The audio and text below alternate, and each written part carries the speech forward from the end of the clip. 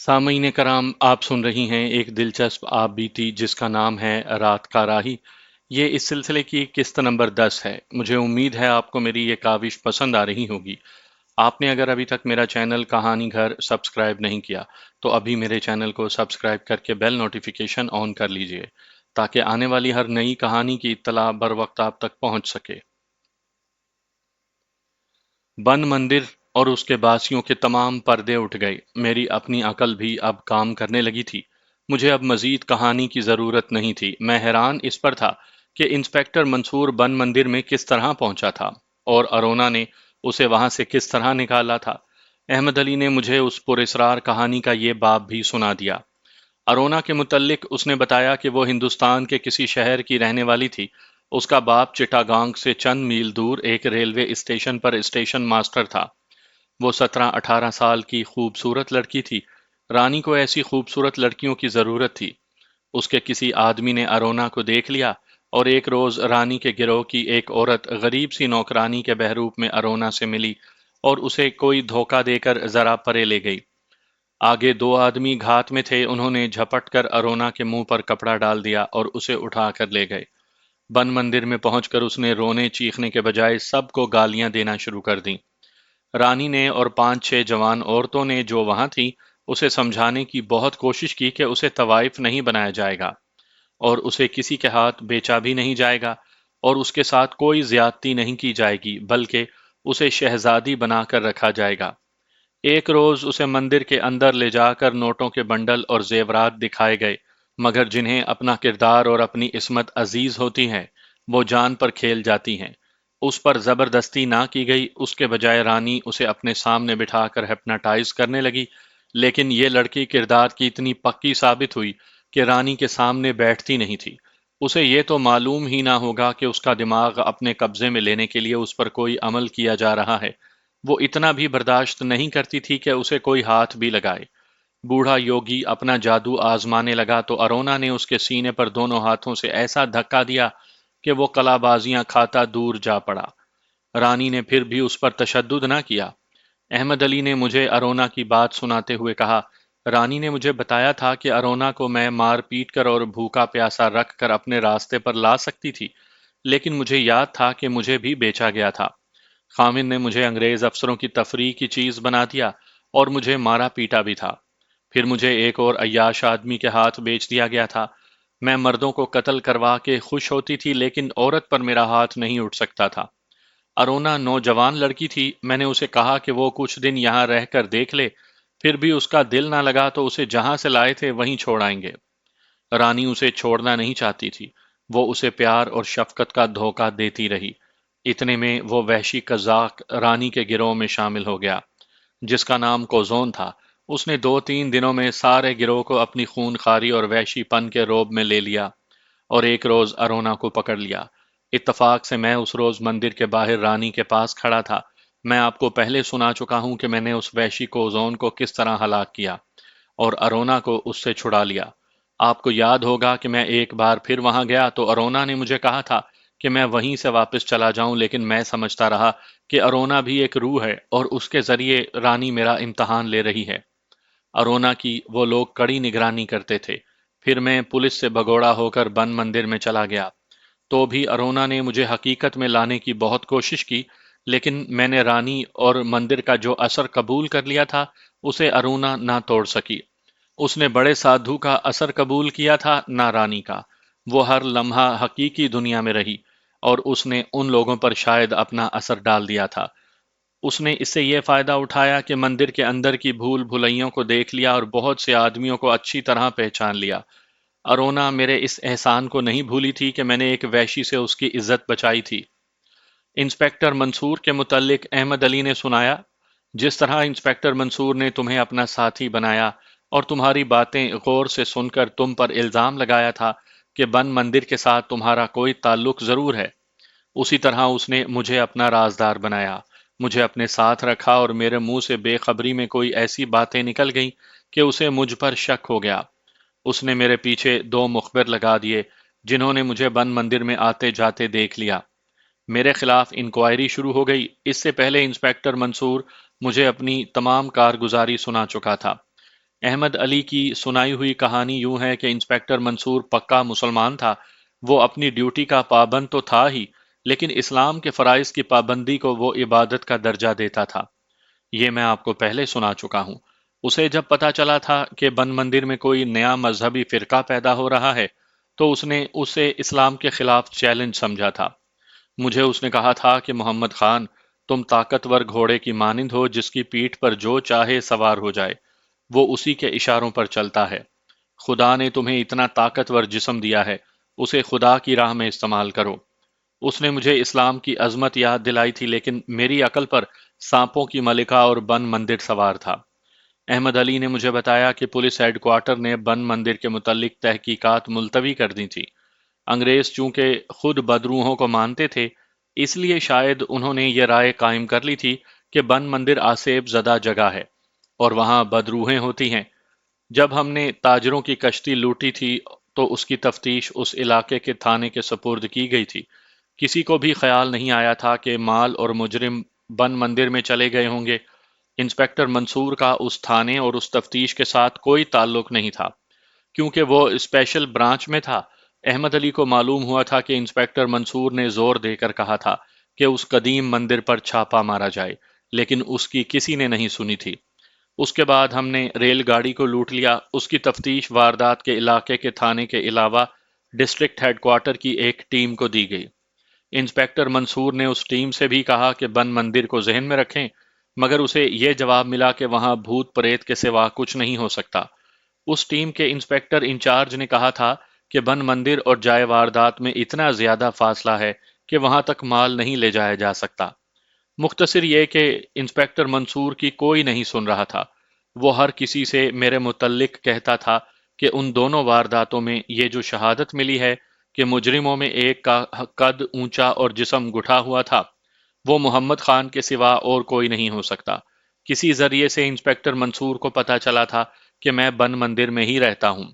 اس نے کسی کے حکم کے بغیر خود ہی بن مندر کا بھید معلوم کرنے کا تہیہ کر لیا۔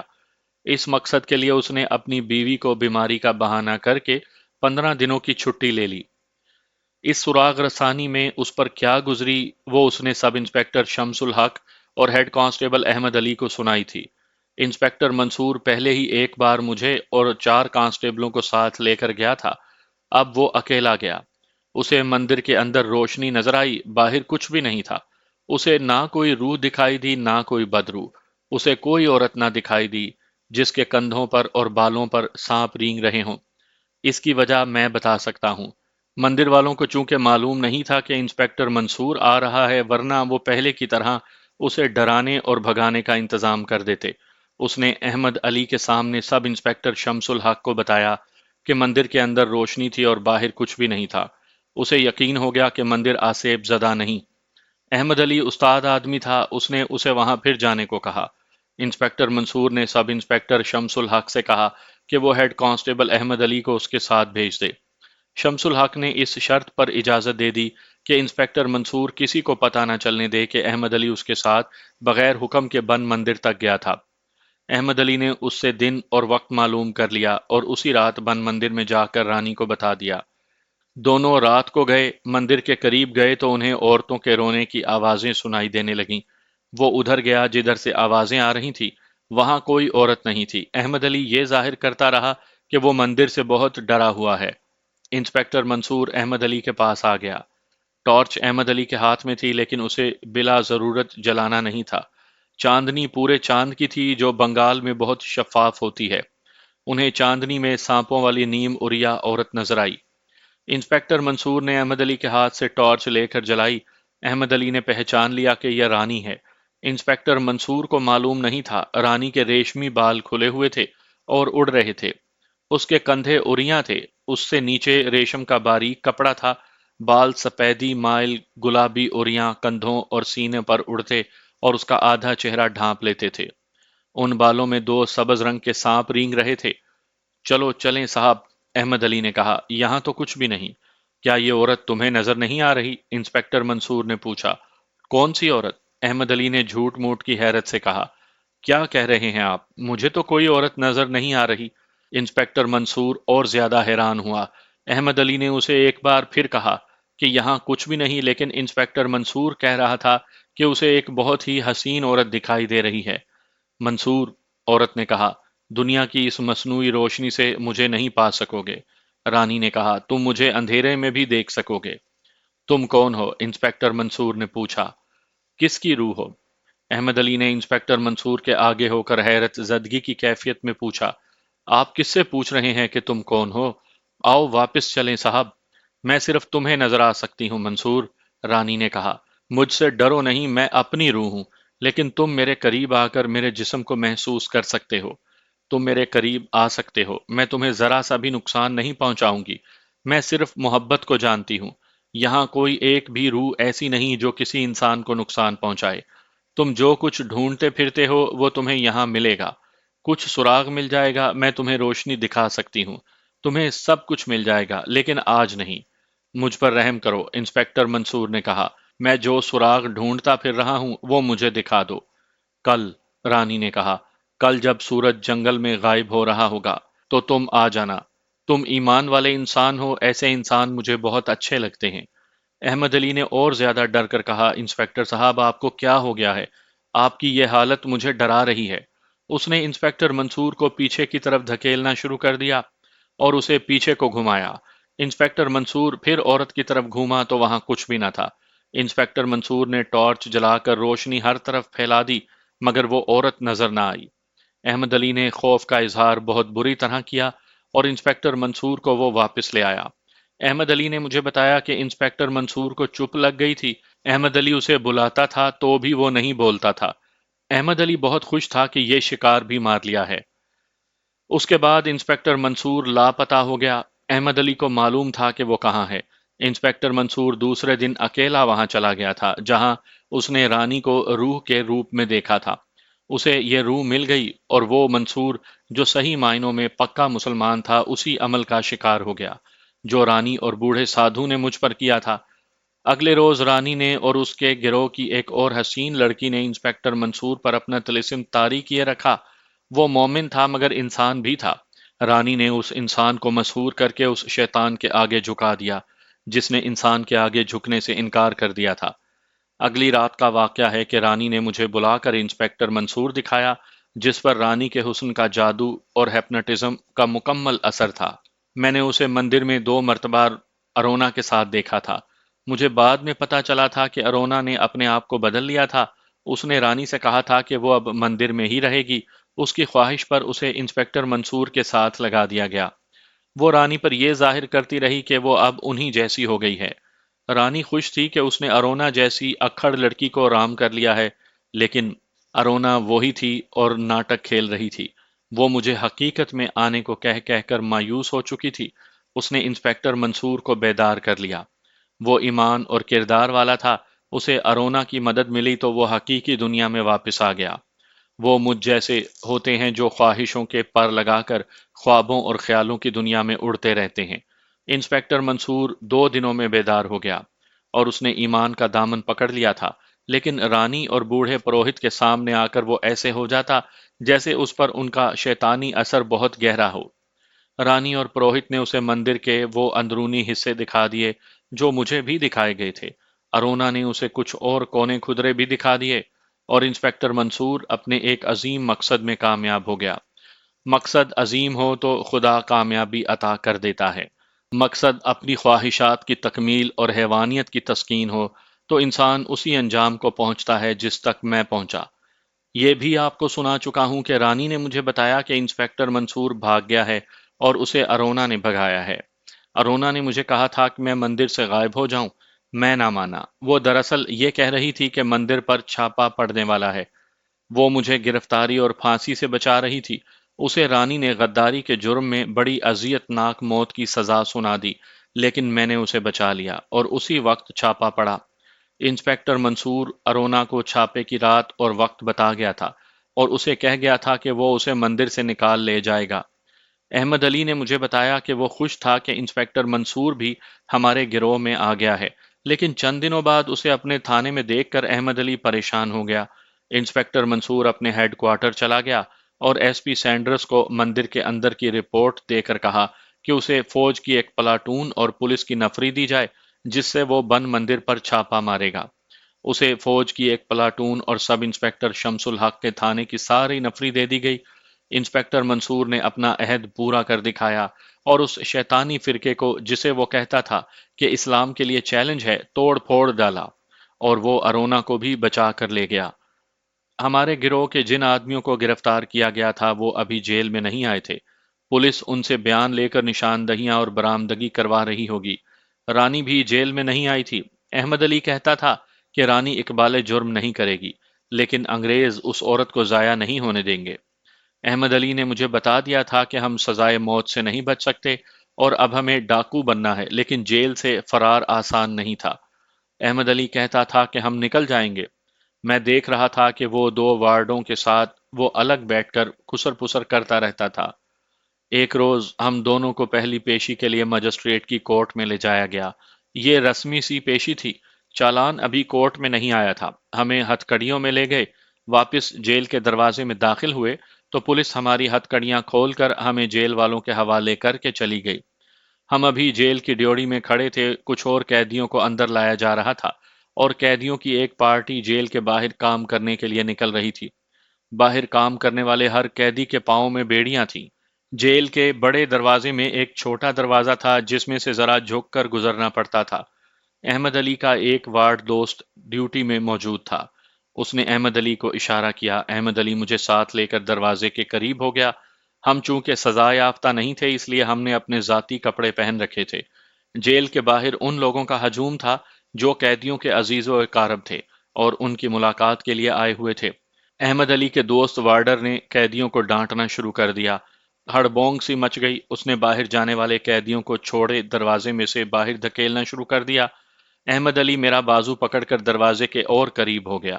وارڈر کے اشارے پر میں اور احمد علی قیدیوں کے ساتھ ہی باہر نکل گئے۔ دوڑنا نہیں، احمد علی نے مجھے کہا۔ باہر جو ملاقاتی کھڑے ہیں ان میں شامل ہو جانا، آہستہ آہستہ یہاں سے نکلیں گے۔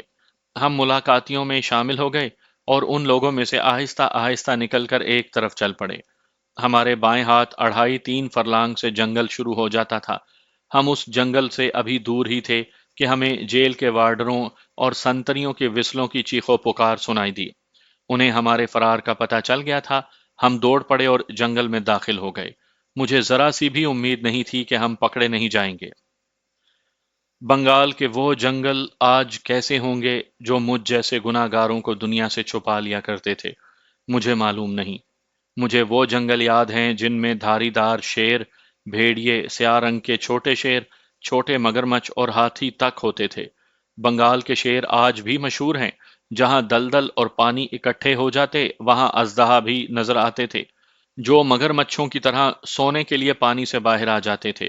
ان جنگلوں میں سے کوئی مجھ جیسا مفرور مجرم ہی گزرا کرتا تھا، یا وہاں انگریز شکاری جاتے تھے۔ ہندوستان کے نواب اور مہاراجے بھی وہاں شکار کھیلنے جایا کرتے تھے۔ ان کی سواری کے لیے ہاتھی ہوتے تھے۔ شہروں کے ارد گرد جو جنگل تھے وہ درندوں سے محفوظ تھے۔ آگے نکل جاؤ تو ہر قدم ادھر ادھر دیکھ کر آگے رکھنا پڑتا تھا۔ اس زمانے میں آبادیاں بہت کم تھیں۔ ہم دو گناہ گار، احمد علی عبداللہ اور میں، اپنے گناہوں سمیت جنگل میں داخل ہو گئے ہیں۔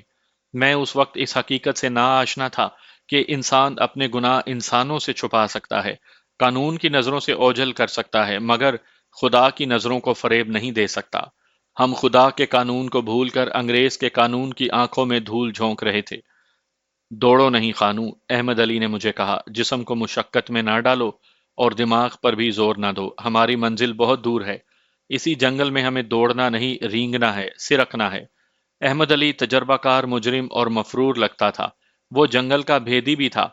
درندوں اور جانوروں کی طرح خطرے کی بو سونگھ لیتا اور ادھر ادھر ہو جاتا تھا۔ ہم جس جیل سے فرار ہوئے تھے اس سے ابھرتی ہوئی وسلوں کی آوازیں بہت دور پیچھے رہ گئی تھیں۔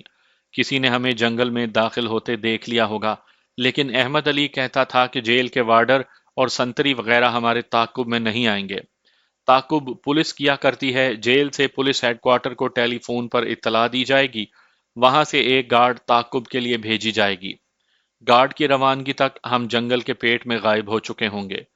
ہمیں بہت دن جنگل میں رہنا پڑے گا، احمد علی نے کہا۔ 2-4 دن کے بعد پولیس ہمیں آبادیوں اور شہروں میں ڈھونڈے گی اور ریل گاڑیوں کی تلاشی لے گی۔ ہم اب جنگل کی آوازوں پر کان دھرے ادھر ادھر اور آگے پیچھے دیکھتے عام سی چال چلتے جا رہے تھے۔ میرے لیے میرا قد بت اور صاف ستھرا رنگ بہت بڑا خطرہ تھا۔ اگر قد بنگالیوں کی طرح اور رنگ سانولا ہوتا تو میں بنگالیوں کے ہجوم میں روپوش ہو سکتا تھا، مگر میری جسامت ایسی تھی جو مجھے لاکھوں بنگالیوں کے ہجوم میں بھی پکڑوا سکتی تھی۔ دن کے پچھلے پہر تک ہم جنگل کے اس حصے میں داخل ہو چکے تھے جہاں انگریز کا نہیں جنگل کا ہی قانون چلتا ہوگا۔ ہم نے دو ندیاں عبور کی تھیں، دلدلی علاقے میں سے گزرے تھے، چٹانیں بھی راستے میں آئی تھی، درخت کہیں بہت گھنے اور کہیں ایک دوسرے سے دور دور تھے، پانی کے قدرتی تالاب تو تھوڑے تھوڑے فاصلے پر تھے، گھاس کہیں اتنی اونچی کہ اس میں ہم چھپ جاتے اور کہیں گھنی جھاڑیاں تھیں۔ اب ہم جس جگہ پہنچ گئے تھے وہ کم و بیش 300 قدم چوڑا میدان تھا جو ہموار نہیں تھا، کہیں کہیں بونے بونے درخت تھے اور یہ جگہ چٹانوں میں گھری ہوئی تھی۔ چٹانوں کے ساتھ ساتھ کہیں کہیں پانی جمع تھا۔ ہم میدان میں سے گزرنے سے گریز کر رہے تھے، چٹانوں کے درمیان سے گزرنا زیادہ بہتر تھا۔ احمد علی نے مجھے روک لیا اور ایک جھاڑی کے پیچھے بیٹھ گیا۔ میں بھی بیٹھ گیا۔ اس نے ایک طرف اشارہ کیا، میں نے دیکھا ایک درخت کے نیچے کوئی جانور بیٹھا تھا، فاصلہ 1 قدم سے کچھ زیادہ تھا۔ میں نے غور سے دیکھ کر کہا کہ بکرا معلوم ہوتا ہے۔ میں نے احمد علی سے پوچھا کہ اس علاقے میں جنگلی بکرے ہوتے ہیں؟ نہیں، احمد علی نے کہا۔ ہوشیار ہو جاؤ خانو، یہ بکرا شکاریوں نے باندھ رکھا ہے، یہ شیروں کا علاقہ ہے، شکاری کہیں چھپے ہوئے ہوں گے۔ یہاں اتنے بڑے درخت نہیں ہوتے جن پر شکاری مچان بنا سکیں، انہیں زمین پر چھپنے کا خطرہ مول لینا پڑتا ہے۔ ہمیں ان شکاریوں سے بھی بچنا ہے اور شیر سے بھی۔ میں نے شیر کبھی نہیں دیکھا۔ میں نے احمد علی سے کہا کہ شیر آیا تو مجھے دکھانا۔ وہ ہنس پڑا اور بولا، خانو، وہ وقت قریب آ رہا ہے جب لوگ تمہارے نام سے اسی طرح ڈریں گے جس طرح شیر سے ڈرتے ہیں۔ اتنے میں دور سے گرج سنائی دی۔ احمد علی نے مجھے بتایا کہ شیر آ رہا ہے۔ میں اشتیاق سے ادھر ادھر دیکھنے لگا۔ گرج پھر سنائی دی، اب کہ یہ قریب تھی۔ احمد علی نے ایک طرف اشارہ کر کے کہا کہ شیر ادھر سے آ رہا ہے، لیکن وہ کسی ایسی طرف سے بھی آ سکتا ہے کہ ہم خطرے میں آ جائیں۔ وہ دیکھو، اس نے کہا، وہ سیدھا بکرے کی طرف آ رہا ہے۔ میں نے دیکھا بکرا اٹھ کر کھڑا ہوا تھا اور بدک اور ممیا رہا تھا، لیکن درخت کے ساتھ بندھا ہوا تھا، بھاگ نہیں سکتا تھا۔ تنے کے ارد گرد دوڑتا اور پھدکتا تھا۔ شیر چند قدم چلتا، رکتا، ادھر ادھر دیکھتا اور پھر بکرے کی طرف چل پڑتا تھا۔ اس طرح احتیاط سے آگے بڑھتے بڑھتے وہ بکرے کے قریب آ گیا۔ شکاری کہیں نظر نہیں آ رہے تھے۔ ہمارے دائیں طرف درخت ذرا زیادہ اور کچھ پرے ایک جگہ بلند تھی جس پر گھنی جھاڑیاں اور کچھ درخت تھے۔ وہ جگہ بکرے والے درخت کے بہت قریب تھی۔ شیر نے بکرے کے قریب آ کر اپنی ٹانگیں دوہری کی اور حملہ کرنے کی پوزیشن میں ہو گیا۔ بکرا بڑی زور زور سے چیخنے لگا۔ اچانک ایک گولی فائر ہوئی۔ خاموش اور پرسکون جنگل لرز گیا۔ شیر اچھلا، پھر ایک پہلو پر گرا اور اٹھ کھڑا ہوا۔ وہ خوفناک آواز میں غرایا اور اس نے ایک طرف دیکھا۔ ایک اور گولی چلی لیکن شیر ایک طرف دوڑ پڑا، اس لیے گولی خطا گئی۔ میں شیر کی رفتار دیکھ کر حیران رہ گیا۔ احمد علی نے مجھے بتایا کہ زخمی شیر بہت ہی خطرناک ہوتا ہے۔ یہ شیر ایک گولی کھا کر شکاریوں پر حملہ کرنے چلا گیا تھا۔ مجھے آدمیوں کا واویلا سنائی دیا، ایک اور گولی کا دھماکہ ہوا۔ شیر کی آواز بہت ہی غسیلی ہو گئی تھی۔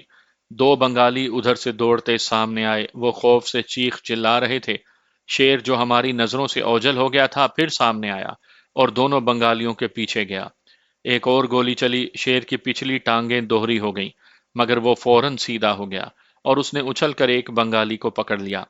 میں نے اس بدقسمت بنگالی کی گردن شیر کے منہ میں دیکھی۔ جس طرح شیر نے اسے بھمبوڑا اور پٹخا، میں دیکھ کر کانپنے لگا۔ دو اور آدمی شیر کی طرف دوڑتے آئے، دونوں کے پاس رائفلیں تھیں۔ ان میں ایک انگریز اور دوسرا ہندوستانی تھا۔ انہوں نے شیر سے 20-25 قدم دور بیٹھ کر شیر پر گولیاں چلائیں۔ شیر بنگالی کو چھوڑ کر ایک طرف گرا، اٹھنے لگا مگر اٹھ نہ سکا۔ انگریز اور ہندوستانی آہستہ آہستہ شیر تک گئے۔ انہوں نے رائفلیں آگے کر رکھی تھی۔ شیر کو انہوں نے ٹھڈ مارے، اب وہ مر چکا تھا۔ پھر انہوں نے بنگالی کو دیکھا، وہ بھی شاید مر چکا تھا۔ دوسرا بنگالی ایسا غائب ہوا کہ دوبارہ نظر نہ آیا۔ خانو، احمد علی نے کہا، میرا خیال ہے کہ ہمیں 2 رائفلوں اور ایمونیشن کی ضرورت ہے۔ ہاں ضرورت تو ہے، میں نے کہا، لیکن رائفلیں ملیں گی کہاں؟ وہ 2 رائفلیں دیکھ نہیں رہے ہو؟ اس نے کہا، ان کے پاس خنجر یا چاقو بھی ہوں گے۔ طاقت اور قسمت آزماتے ہو، اگر ہم کہیں گھیرے میں آ گئے تو مقابلہ کر کے مریں گے، کیوں خانوں؟ میں نے اس کی ہاں میں ہاں ملا دی اور اسے کہا کہ طریقہ کیا اختیار کریں؟ کچھ طریقہ اس نے بتایا، کچھ میں نے اسے بتایا، اور ہم اٹھ کر ان کی طرف چل پڑے۔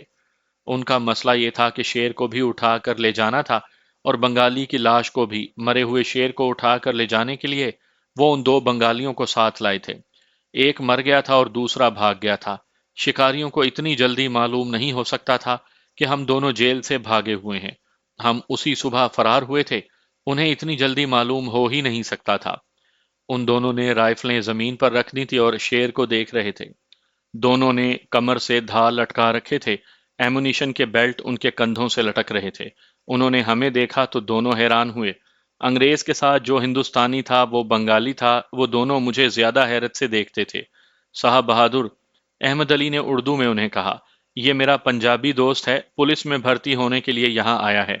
میں نے اسے اپنے گھر میں ٹھہرا لیا ہے۔ ہم آپ کے پاس شیر کو دیکھنے آ گئے ہیں۔ اگر ہم کو حکم دیں تو ہم شیر کو اٹھا کر جہاں آپ کہیں گے پہنچا دیں گے۔ کچھ بخشش دے دینا صاحب بہادر۔ یہی ان کا مسئلہ تھا اور انگریز بادشاہ کو معلوم تھا کہ ہندوستانیوں کا مسئلہ یہ ہے کہ بخشش مل جائے۔ انگریز کے ہندوستانی ساتھی نے ہم سے پوچھا کہ ہم شیر کو کس طرح اٹھائیں گے۔ میں زمین پر پڑی ہوئی رائفلوں کے قریب جا کھڑا ہوا۔ ان رائفلوں کے بولٹ چڑھے ہوئے تھے اور سیف پر تھے۔ اس کا مطلب یہ تھا کہ ایک ایک راؤنڈ نالیوں میں ہے۔ میگزینوں میں بھی دو چار راؤنڈ ہوں گے۔ میں نے لپک کر دونوں رائفلیں اٹھا لیں۔ احمد علی جست لگا کر میرے پاس آ گیا۔ میں نے ایک رائفل اسے دے دی۔ ہم دونوں ہر قسم کی رائفل کا استعمال جانتے تھے۔ ہم نے رائفلوں کی نالیاں ان کی طرف کر دیں۔ صاحب بہادر، میں نے کہا، بیلٹ اور دھا اتار کر ادھر پھینک دو۔ صاحب بہادر کو بہت عجیب لگ رہا تھا کہ اس کے غلام اسے للکار رہے تھے اور وہ کچھ نہیں کر سکتا تھا۔ اس نے ہمیں انعام کا لالچ دیا، ہم جو جرم کر رہے تھے اس کی سزا سے بھی ڈرایا، لیکن ہم نے اپنا حکم منوا کر دم لیا۔ پھر انہیں کہا کہ وہ چلے جائیں۔ وہ چل پڑے۔ جب وہ گھنی جھاڑیوں کے قریب پہنچے تو احمد علی نے مجھے اشارہ کیا۔ ہم دونوں نے رائفلیں اپنے کندھوں سے لگا لیں۔ میں نے انگریز کو اور احمد علی نے ہندوستانی کو شست میں لیا۔ پہلے احمد علی کی رائفل سے گولی نکلی، فوراً بعد میں نے رائفل فائر کی۔ ہندوستانی رکا اور اس کے گھٹنے زمین سے لگے، پھر وہ لڑک گیا۔ انگریز بھی رک گیا۔ اس نے اپنے دائیں پہلو پر دونوں ہاتھ رکھے، اس طرح جھکا اور گرتے گرتے جھاڑیوں کے پیچھے چلا گیا۔ اس سے پہلے میں نہ جانے کتنے انسانوں کو قتل کر چکا تھا، لیکن ایک انگریز کو گولی مار کر مجھے عجیب سی خوشی محسوس ہوئی۔ میں نے اپنی آپ بیتی کے شروع میں آپ کو بتایا تھا کہ مجھے انگریز دیکھنے کا بہت شوق تھا، اور یہ میرا عقیدہ بن گیا تھا کہ انگریز تمام تر بنی نوع انسان سے برتر اور اعلیٰ قوم ہے، اور بادشاہی کا حق صرف اسی قوم کو حاصل ہے۔ میں انگریزوں سے ڈرا کرتا، اور سروس میں انگریز افسر کو سلام کر کے مجھے ایسا سکون حاصل ہوتا جیسے میں نے عبادت کی ہو۔ مگر ایک انگریز کو گولی ماری تو میں نے اپنے آپ میں بڑائی اور برتری محسوس کی، جیسے میں نے کسی جن یا بھوت کو مار ڈالا ہو۔ میں نے گردن اکڑا کر احمد علی کی طرف دیکھا۔ اس کے چہرے پر کوئی ایسا تاثر نہیں تھا جس سے پتہ چلتا کہ وہ ڈرا ہوا ہے یا نہیں، یا وہ خوش ہے یا کیا محسوس کر رہا ہے۔ اب چلو ان کی جیبیں خالی کریں، احمد علی نے کہا۔ ہمیں یہاں سے جلد نکلنا چاہیے، ہو سکتا ہے کہ ان کے ساتھ کچھ اور آدمی ہوں۔ ہم جلدی جلدی گئے۔ ہندوستانی کو دیکھا، وہ مر چکا تھا۔ اس کی جیبوں کی تلاشی لی، 26 روپے اور کچھ آنے نکلے۔ اس زمانے میں یہ خاصی رقم ہوا کرتی تھی۔ انگریز سے زیادہ رقم کی امید تھی، وہ بادشاہ تھا۔ ہم دونوں ادھر گئے جدھر وہ گیا تھا، مگر وہ کہیں نظر نہ آیا۔ جھاڑیوں کو ہٹا ہٹا کر دیکھا، وہاں اس کا نام و نشان تک نہیں تھا۔ زمین پر خون کا ایک قطرہ نظر نہیں آتا تھا۔ احمد علی ایک طرف اور میں دوسری طرف چلا گیا، انگریز نہ ملا۔ کیا تمہیں یقین ہے کہ اسے تمہاری گولی لگی تھی؟ احمد علی نے پوچھا۔ میں نے بڑ ہانکنا مناسب نہ سمجھا۔ میں سوچ میں پڑ گیا۔ مجھے شک ہونے لگا کہ میرا نشانہ چوک گیا تھا۔ وجہ یہ ہوئی تھی کہ مجھ سے پہلے احمد علی نے گولی چلائی تھی۔ اس فائر کے دھماکے نے میری شست ہلا دی تھی۔ میں نے فوراً فائر کر دیا تھا۔ احمد علی، میں نے کہا، مجھے شک ہے وہ بدبخت شاید زخمی بھی نہیں ہوا۔ احمد علی نے کہا، زخمی ہونے اور گرنے کا دھوکہ دے کر بھاگ گیا۔ پھر یہاں سے جلدی نکل جانا چاہیے۔ میں نے کہا، کیا تم اس جنگل سے واقف ہو؟ نہیں، احمد علی نے کہا۔ شکر کرو رائفلیں مل گئی ہیں اور دھا بھی۔ اب جو کچھ ہونے والا تھا اسے ہم سمجھتے تھے۔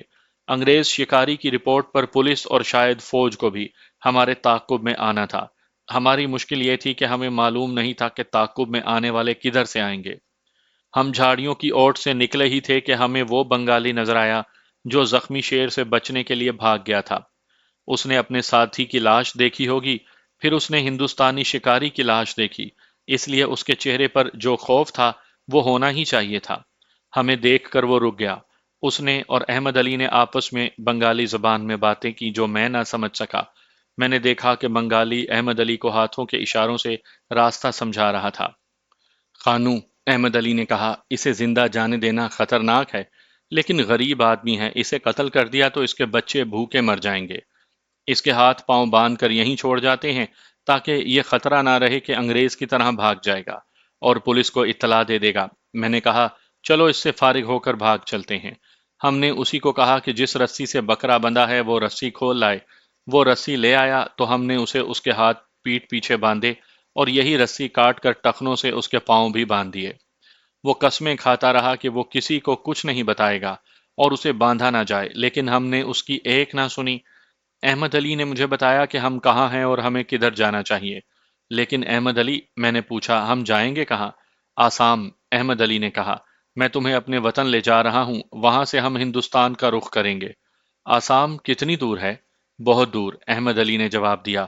ہم چونکہ قدم قدم پھونک پھونک کر رکھتے ہیں، اس لیے بہت دنوں بعد آسام پہنچیں گے۔ اگر ہم عام حالات میں چل رہے ہوتے تو اب تک ہم بہت دور نکل گئے ہوتے۔ میرا خیال ہے کہ تم مجھ سے اتنا سوال نہ پوچھو۔ اگر تمہارے دل میں کوئی ڈر ہے تو وہ نکال لو۔ مجھے یاد نہیں کہ میرے دل میں کوئی ڈر تھا یا نہیں، اتنا یاد ہے کہ کبھی ایسے لگتا جیسے میں خواب دیکھ رہا ہوں، اور کبھی ذہن بالکل صاف اور بیدار ہو جاتا اور مجھے خوشی سی ہوتی کہ میں بڑے صحیح راستے پر جا رہا ہوں۔ ہم وہاں سے چل پڑے، سورج آگے نکل گیا تھا اور کچھ دیر بعد اسے غروب ہو جانا تھا۔ ہمیں بھوک پریشان کرنے لگی تھی، لیکن بھوک کا وہاں کوئی علاج نہیں تھا۔ اچانک مجھے ایک خیال آیا۔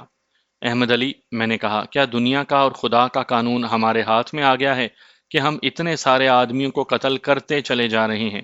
میں نے بزرگوں سے سنا تھا کہ انسان انسان کو قتل کر کے انسان کے بنائے ہوئے قانون سے بچ سکتا ہے۔ خدا کے قانون میں اس کے لیے بخشش نہیں۔ ہمارا انجام کیا ہوگا؟ جو اپنے انجام کو سوچنے بیٹھ جاتے ہیں وہ کوئی کام شروع ہی نہیں کر سکتے، احمد علی نے کہا۔ تم کسی مسجد میں جا کر بیٹھنا اور اللہ اللہ کرنا چاہتے ہو؟ ہمارا مقابلہ موت سے ہے۔ ہم اپنی موت دوسروں پر گراتے جا رہے ہیں۔ جہاں ہم رحم کرنے پر آ گئے، موت وہیں ہمیں پکڑ لے گی۔ میں تمہیں کہہ رہا ہوں کہ ذہن صاف کر کے چلو۔ میں تمہارے مقابلے میں آدھا آدمی ہوں، اپنی جسامت دیکھو، پھر میری جسامت دیکھو، اور یہ بھی دیکھو کہ میں ڈر نہیں رہا۔ ڈرو گے تو تمہاری آدھی جان نکل جائے گی۔ میں نے ذہن سے وہم اور وسوسے نکال دیے اور ہم اس جگہ سے نکل گئے جہاں مرا ہوا شیر اور دو انسانوں کی لاشیں پڑی تھیں۔ جس بنگالی کو ہم باندھ کر پھینک آئے تھے اس نے بتایا تھا کہ یہاں سے 15 میل دور ریلوے لائن ہے۔ انگریز کے متعلق اس نے بتایا تھا کہ جہاں اس نے شیر کو مارا تھا وہاں سے 3 میل دور ڈاک بنگلہ ہے اور وہاں جنگل کے محکمے کے 2-3 آدمی رہتے ہیں۔ وہاں سے 9-10 میل دور ایک آبادی ہے۔ انگریز شکاری گھوڑے پر آیا تھا۔ ہم چٹانوں میں داخل ہو گئے۔ سورج نیچے جا رہا تھا۔ ہمیں ہلکی ہلکی غراہٹ اور دوڑنے کی آہٹیں سنائی دیں۔ ہم دوڑ کر ایک چٹان پر چڑھ گئے۔ ہمیں وہ بکرا دکھائی دیا جو درخت کے ساتھ شیر کے لیے باندھا گیا تھا۔ اس کی رسی سے ہم بنگالی کو باندھ آئے تھے۔ بکرا ادھر آ نکلا تھا۔ وہ بہت تیز دوڑا آ رہا تھا اور اس کے پیچھے ایک شیر دوڑا آ رہا تھا۔ دونوں ہمارے نیچے سے گزر گئے۔ بکرا اتنا تیز نہیں دوڑ سکتا تھا۔ ذرا ہی آگے جا کر شیر نے اسے گردن سے پکڑ لیا اور بھنبوڑ کر اسے گرا لیا۔ ہم اس شیر کو آسانی سے مار سکتے تھے، لیکن اسے مار کر کیا کرنا تھا؟ ہمیں وہاں سے نکلنا تھا۔ احمد علی نے کہا کہ خطرہ ٹل گیا ہے، اب شیر بکرے میں مگن رہے گا۔ ہم چٹان کے اوپر اوپر آگے نکل گئے اور نیچے اترے۔ یہ علاقہ بہت ہی دشوار گزار تھا۔ دور دور کوئی گاؤں نہیں ہو سکتا تھا۔ بھوک ہماری طاقت ختم کر رہی تھی۔ آگے پھر ایک کھلی جگہ آ گئی اور سورج غروب ہو گیا۔ جوں جوں اندھیرا گہرا ہوتا جا رہا تھا، جنگل بیدار ہو رہا تھا۔ کبھی کبھی دور سے شیر کی ہلکی سی گرج سنائی دیتی تھی۔ کچھ اور آوازیں بھی تھیں، میں ان میں بھیڑیوں کی آوازوں کو پہچانتا تھا۔ احمد علی نے کہا کہ رکنا نہیں چاہتے؟ بنگالی نے بتایا تھا کہ 4-5 میل دور کوئی نہ کوئی چھوٹا سا گاؤں ہوگا، اب تو بھوک نے ادموا کر دیا تھا اور تھکن الگ تھی۔ میں محسوس کر رہا تھا کہ میری اور احمد علی کی چال وزنی ہو گئی ہے۔ وہاں راستہ تو کوئی تھا نہیں، بونے درخت اور جھاڑیاں اور اونچی گھاس میں سے ہم گزرتے جا رہے تھے۔ آگے ندی آ گئی، دوسرا کنارہ اندھیرے میں بھی نظر آ رہا تھا۔ احمد علی نے کہا کہ یہ گہری معلوم نہیں ہوتی، چلو اترو۔ ذرا رک جاؤ احمد علی، میں بیٹھ گیا اور اسے کہا، یار دم نکل رہا ہے۔ وہ بھی بیٹھ گیا۔ میں نے ندی میں سے چلو سے پانی پیا اور ایک درخت کے ساتھ پیٹھ لگا کر بیٹھ گیا۔ خانو، خانو، میرے کانوں میں آوازیں پڑیں۔ میری آنکھ کھلی تو دیکھا کہ میں زمین پر پڑا تھا اور صبح طلوع ہو رہی تھی۔ تھکن کی نیند نے مجھے بے ہوش کر دیا تھا۔ احمد علی کچھ گھبرایا ہوا تھا۔ کچھ کھانے کو ملنا چاہیے، اس نے کہا۔ چلو اٹھو۔ اس بنگالی نے کہا تھا کہ ندی پار کر جانا، چلو اترو ندی میں۔ ہم ندی میں اتر گئے، پانی میری کمر تک تھا۔ احمد علی کا قد چھوٹا تھا، پانی اس کی چھاتی تک چلا گیا۔ میں نے اس کی کمر میں بازو ڈالے رکھا اور ہم پار چلے گئے۔ کنارے پر درخت بہت ہی گھنے تھے، ان میں سے گزرے تو جنگل کھلنے لگا۔ ہم سے تیز نہیں چلا جاتا تھا، ہم قدم گھسیٹتے گئے۔ اب خطرہ یہ تھا کہ ہمارا تعاقب ہو رہا ہوگا۔ جیل والوں کی رپورٹ پر پولیس کو ہمارے پیچھے آنا تھا اور انگریز کی رپورٹ پر الگ تعاقب کا خطرہ تھا۔ کم و بیش 2 گھنٹے چلنے کے بعد ہمیں 2 جھونپڑے نظر آئے۔ بنگال میں ایسے جھونپڑے بہت نظر آتے تھے۔ یہ لوگ جھونپڑے کے قریب تھوڑی سی جگہ دھان کی کھیتی بنا لیتے تھے۔ اس کے ساتھ پانی کا قدرتی تالاب ہوتا تھا جس میں سے وہ مچھلیاں پکڑ لیتے تھے۔ ہم جھونپڑوں تک چلے گئے، 3 4 بچے باہر کھیل رہے تھے۔ وہ ہمیں دیکھ کر جھونپڑوں میں بھاگ گئے۔ ایک بوڑھا باہر آیا، پھر ایک ادھیڑ عمر عورت آئی اور پھر ایک جوان لڑکی باہر آئی۔ ہندوستانی شکاری کی جیب سے جو 26 روپے نکالے تھے ان میں سے ہم نے 3 روپے بوڑھے کے ہاتھ میں دے دیے اور اسے کہا کہ ہمیں کچھ کھانے کو دے دے۔ بوڑھے نے اپنے ہاتھ میں 3 روپیوں کو دیکھا، پھر ہم دونوں کو دیکھا۔ حیرت اور مسرت سے اس کی آنکھیں ابل کر باہر آنے لگی تھیں۔ اس نے اتنی زیادہ رقم شاید پہلی بار اپنے ہاتھ میں پکڑی تھی۔ ہمارے پاس جو چند آنے تھے وہ بھی اسے دے دیے۔ اب اس کا منہ بھی کھل گیا۔ اس نے عورت کو بلایا، وہ آئی تو اس نے وہ روپے اور آنے اسے دکھا کر کچھ کہا۔ عورت نے ہم دونوں کو دیکھا، میں نے اس کے چہرے پر چمک دیکھی۔ ان کی جوان لڑکی بھی آ گئی، اس نے بھی پیسے دیکھے اور عورت سے جو شاید اس کی ماں تھی کچھ پوچھا۔ ماں نے اسے جواب دیا تو لڑکی کا چہرہ بھی کھل گیا۔ احمد علی نے 1 روپیہ لڑکی کے ہاتھ میں دے دیا۔ میں نے بوڑھے کو دیکھا، وہ مسکرا رہا تھا، مگر لڑکی کے ہاتھ میں روپیہ دیکھ کر اس کی مسکراہٹ بجھ گئی۔ اس نے ہم دونوں کو دیکھا اور لڑکی سے کچھ کہا۔ لڑکی روپیہ واپس کرنے لگی۔ احمد علی، میں نے کہا، لڑکی کو روپیہ دے کر تم نے غلطی کی ہے۔ بوڑھا سمجھ رہا ہے کہ ہم اس لڑکی میں دلچسپی لے رہے ہیں، اس کا وہم دور کر دو۔ احمد علی نے بنگالی زبان میں بوڑھے سے کہا کہ اس لڑکی کو ہم اپنی بہن اور بیٹی سمجھتے ہیں، ہمیں صرف کھانے کے لیے کچھ چاہیے، پھر ہم واپس چلے جائیں گے۔ اس نے بوڑھے کا وہم دور کر دیا۔ میں نے اس وقت بھی محسوس کیا تھا کہ یہ غریب لوگ ہیں اور ان پر کوئی زیادتی نہیں ہونی چاہیے، لیکن آج اتنی مدت گزر جانے کے بعد جب وہ بوڑھا مر چکا ہوگا اور وہ لڑکی بھی بوڑھی ہو گئی ہوگی، مجھے وہ بوڑھا یاد آیا ہے تو میرے سامنے آج کی تہذیب میں رنگی ہوئی شہری دنیا آ گئی ہے جو دولت کی ہوس سے دیوانی ہوئی جا رہی ہے۔ بیٹے کے لیے رشتہ ڈھونڈتے ہیں تو اس ہوس سے کہ جہیز زیادہ ہو اور ماڈرن ہو۔ لڑکی کا رشتہ وہاں دیتے ہیں جہاں روپیہ پیسے کی ریل پیل ہو، عزت و آبرو روپے پیسے پر قربان کی جا رہی ہے۔ وقار ہو نہ ہو، کار ضرور ہو۔ اس بوڑھے اور اس کے خاندان نے 3 روپے اور کچھ آنے پہلے کبھی نہیں دیکھے تھے۔ یہ اس کے لیے قارون کا خزانہ تھا، مگر اس خزانے سے قیمتی اس کی عزت اور عصمت تھی۔ مجھے آج تک اس بوڑھے کا نام یاد ہے۔ میں نے پوچھا تو اس نے بتایا تھا، ہاشم، جو دراصل ہاشم تھا۔ بنگالی شین کو سین بولتے ہیں۔ یہ لوگ ہمیں شکاری سمجھے تھے۔ انہوں نے ہمیں ابلے ہوئے چاول اور مچھلی کھلائی۔ جس طرح ان لوگوں کے لیے 3 روپے بہت بڑی رقم تھی، اسی طرح ابلے ہوئے چاول اور ابالی ہوئی مچھلی ہمارے لیے آسمان سے اتری ہوئی مرغن غذا تھی، ضیافت تھی۔ احمد علی اس سے بچ بچ کر راستے اور آبادیاں پوچھتا رہا۔ 14 15 سال عمر کا ایک لڑکا آیا۔ اس نے ٹوکری میں کھانے پینے کا سامان ڈال رکھا تھا۔ اسے ہم نے پہلے نہیں دیکھا تھا۔ وہ صبح ہی یہ سامان لینے کے لیے چلا گیا تھا۔ اس نے بوڑھے کو بتایا کہ قریبی ندی میں پولیس کی کشتی آ رہی تھی، اس میں 8 10 پولیس کے آدمی تھے۔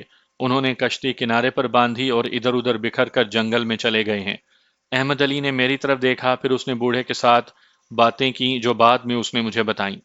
ہاشم دادا، احمد علی نے اسے کہا، میرا خیال ہے پولیس ہم دونوں کو ڈھونڈ رہی ہے۔ تم دونوں کو؟ بوڑھے ہاشم نے حیران ہو کر کہا، کیا تم دونوں ڈاکو ہو؟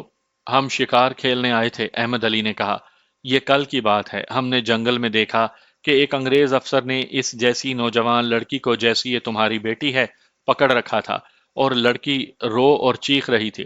ہماری غیرت نے گوارا نہ کیا، ہم نے لڑکی کو چھڑانے کی کوشش کی، انگریز نے ہم پر بندوق تان لی اور ہمیں گالیاں دیں۔ میرے پاس بھی رائفل تھی، میں نے انگریز کو گولی مار دی اور اس کے نوکر چاکر جو ساتھ تھے وہ بھاگ گئے۔ انہوں نے پولیس کو رپورٹ کر دی ہوگی، میرا خیال ہے کہ پولیس ہماری تلاش میں ہے، ہم چھپتے پھر رہے ہیں۔ احمد علی نے دیکھ لیا تھا کہ بوڑھا غیرت مند ہے، اس لیے اس کے دماغ نے یہ کہانی گھڑ لی۔ بوڑھے پر اس کا وہی اثر ہوا جس کی ہمیں توقع تھی، تم نے انگریز کو مار دیا ہے، بوڑھے نے خوشی اور حیرت سے کہا، تم بہادر بنگالی ہو۔ لیکن ہاشم دادا، احمد علی نے کہا، تم ہمیں یہاں چھپا سکتے ہو؟ پولیس چلی جائے گی تو ہم چلے جائیں گے۔ چھپا لوں گا، بوڑھے نے کہا، تم نے ایک لڑکی کی عزت بچائی ہے، میں تمہاری مدد کروں گا۔ بوڑھے نے دونوں جھونپڑوں سے اپنے خاندان کے بچے بچے کو بلا کر کہا، اگر پولیس ادھر آ جائے اور تم سے پوچھے کہ تم نے دو آدمی رائفلیں اٹھائے ہوئے دیکھے ہیں تو کہنا کہ نہیں دیکھے۔ اس نے سب کو پکا کر دیا۔ پولیس آ ہی گئی، ایک لڑکے نے پولیس کو آتے دیکھ لیا تھا۔ بوڑھے نے ہمیں ایک کونے میں لٹا کر اوپر بہت سا سامان رکھ دیا۔ پولیس نے سب کو باہر بلایا اور دھمکیاں دے کر پوچھا کہ انہوں نے دو آدمی رائفلیں اٹھائے ہوئے ادھر سے گزرتے ہوئے دیکھے ہیں۔ پولیس کا یہ آدمی بڑی اونچی آواز میں بول رہا تھا۔ اس نے میرا اور احمد علی کا حلیہ بتایا۔ سب نے کہا کہ انہوں نے ان دو آدمیوں کو نہیں دیکھا۔ اگر ہمیں یہ دو آدمی نظر آ جائیں تو ہم کسے بتائیں؟ بوڑھے نے پوچھا۔ اسے بتایا گیا کہ کہاں جا کر اطلاع دینی ہے۔ پولیس چلی گئی۔ بوڑھے نے اندر آ کر ہمیں سامان کے نیچے سے نکالا، کہنے لگا، ہم لوگ اتنے غریب ہیں کہ کسی کو شک تک نہیں ہوتا کہ ہم کسی کو یہاں چھپا سکتے ہیں۔ احمد علی نے اسے کہا کہ پولیس کا کچھ بھروسہ نہیں، ہو سکتا ہے یہ لوگ ایک دو دن جنگلوں میں ہی گھومتے پھرتے رہیں، اس صورت میں ہمیں دو تین دن یہیں رہنا ہوگا۔ بوڑھے نے کہا کہ تم لوگ جتنے دن چاہو یہیں رہ سکتے ہو۔ ہم نے اسے 5 روپے اور دے دیے۔ ہم 3 دن وہاں رہے، ہم سارا دن جھونپڑے میں رہتے اور رات کو ٹہلنے کے لیے باہر نکلتے تھے۔ چوتھے دن کی صبح ابھی اندھیری تھی جب ہم اس جھونپڑے سے نکلے اور بوڑھے کی بتائی ہوئی سمت روانہ ہو گئے۔ اس نے ندی کا پل بتایا تھا، اس سے ہم نے ندی پار کی۔ جوں جوں صبح کی روشنی پھیلتی جا رہی تھی، خطرہ بڑھتا جا رہا تھا۔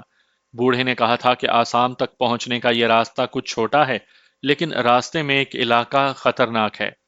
اس میں اس نے کہا تھا کہ دلدل اور تالاب ہیں اور ان میں دو دو تین تین گز لمبے مگرمچھ رہتے ہیں۔ بعض لوگوں نے پانی میں رہنے والا اژدہا بھی دیکھا تھا۔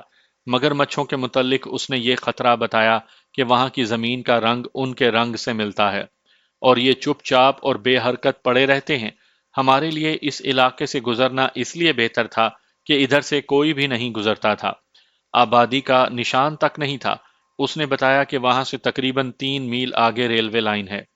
احمد علی دراصل ریلوے لائن تک پہنچنا چاہتا تھا، کہتا تھا کہ کسی مال گاڑی پر چڑھ جائیں گے اور چھپ کر کہیں اتر جائیں گے۔ ہم چلتے گئے، یہ سفر ویسا ہی تھا جیسا میں آپ کو پہلے سنا چکا ہوں۔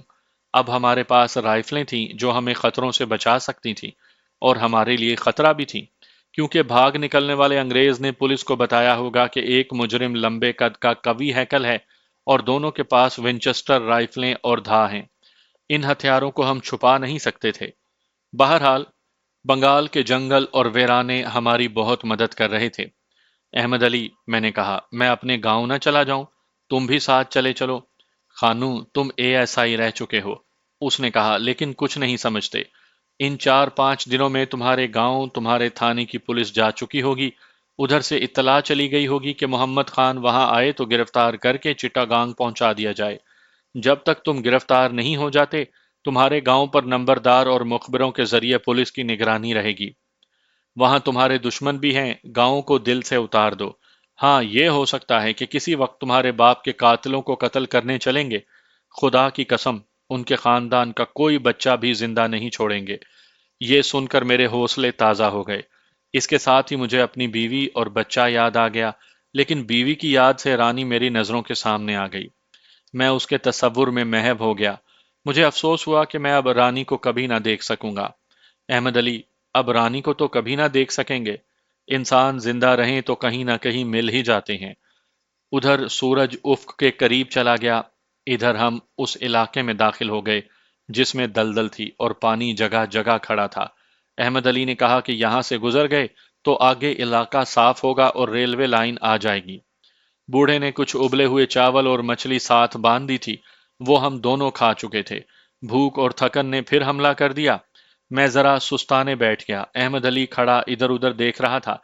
वो अचानक बैठ गया और बोला, खानू, मैगजीन में राउंड पूरे कर लो, सवार गश्त आ रही है। मैंने एक झाड़ी की ओट से देखा, कोई 150 कदम दूर 6 घुड़सवार हमारी तरफ आ रहे थे। वहां दरख्त जरा ऊंचे और बहुत कम थे। ये पुलिस के सवार थे। सबसे आगे वाले घोड़े पर एक अंग्रेज अफसर सवार था। मुझे ये सवाल परेशान करने लगा कि उन्होंने हमें देख लिया है या किसी की मुखबरी पर हमारे ताक़ुब में आ रहे हैं। हमने राइफलों की मैगजीनों में 5-5 राउंड डाल लिए और एक एक राउंड चैम्बर में डाला। हम और पीछे हटते गए। यहाँ बुलंद जगहों की तरह चट्टानें थीं और जमीन पर कीचड़ और दलदल। इस जगह दरख्त और पौधे अजीब किस्म के थे। बुलंद जगहों पर घास ज्यादा और ऊंची थी। हम दोनों ऐसी ही एक बुलंद जगह पर चढ़ गए और घास में इस तरह लेट गए कि हमें सवार पुलिस अच्छी तरह नजर आ रही थी। अहमद अली ने मुझे कहा कि मैं घबरा कर फायर न कर दूं।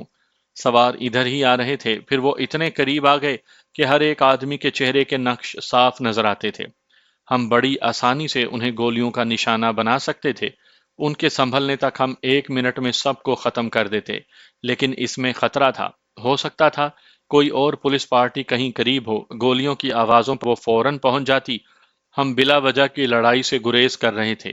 अंग्रेज पुलिस इंस्पेक्टर था। उसने अपना घोड़ा बिल्कुल वहां रोका जहां चंद मिनट पहले मैं और अहमद अली रुके थे। दूसरे सवार बाहर रुके रहे। अंग्रेज अंदर तक आया, इधर उधर गया, कहीं रुका और देखा। मुझे डर था कि उसे हमारा कोई सुराग या खुरा ना मिल जाए।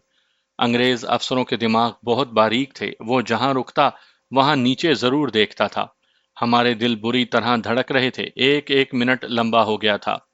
आखिर अंग्रेज ने घोड़ा मोड़ा, अपनी पार्टी के करीब आया, कुछ कहा और वापस चल पड़ा। पार्टी ने घोड़े मोड़े और उसके पीछे चली गई। अब उनकी रफ्तार तेज थी। ये हमारे लिए खतरे का अलार्म था। मुझे यकीन नहीं था कि यह पार्टी हमारी तलाश में आई थी या मामूल के मुताबिक गश्त पर थी। लेकिन हम दूर किसी गरीब से इंसान को खड़ा देखते थे तो लगता था जैसे उसे अंग्रेजों ने यह बताकर खड़ा किया है कि यहाँ से 2 मफरूर मुलजिम गुजरेंगे। जूं ही नजर आए इत्तला दो। ये घुड़सवार दूर चले गए तो हम घास से निकले। सूरज उफ्क पर पहुंच गया था। हम नीचे उतरे और उस पार्टी के मुतल्लिक बातें करने लगे। हम ऊपर से एक और तरफ से उतरे। जरा परे पानी था और उसके साथ दलदल। सूरज अभी गरूब तो नहीं हुआ था, लेकिन उस जगह से धूप जा चुकी थी। मैं वैसे ही रुक गया और अहमद अली आगे चला गया। अचानक मेरी टांग शिकंजे में जकड़ी गई और लोहे की कीलें मेरी टांग में उतरने लगीं। मैंने नीचे देखा, मेरी टांग एक मगरमच्छ ने अपने मुंह में ले ली थी। मगरमच्छ 2-2.5 गज लंबा था।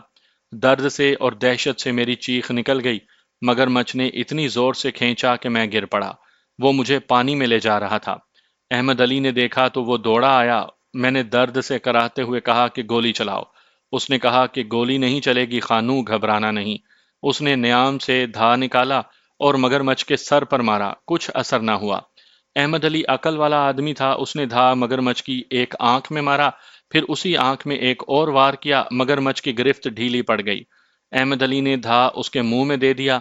उसकी ये जगह नाजुक थी। मगरमच्छ शेर की तरह जख्मी होकर हमला नहीं किया करता। उसने मुझे छोड़ा और भागकर पानी में चला गया।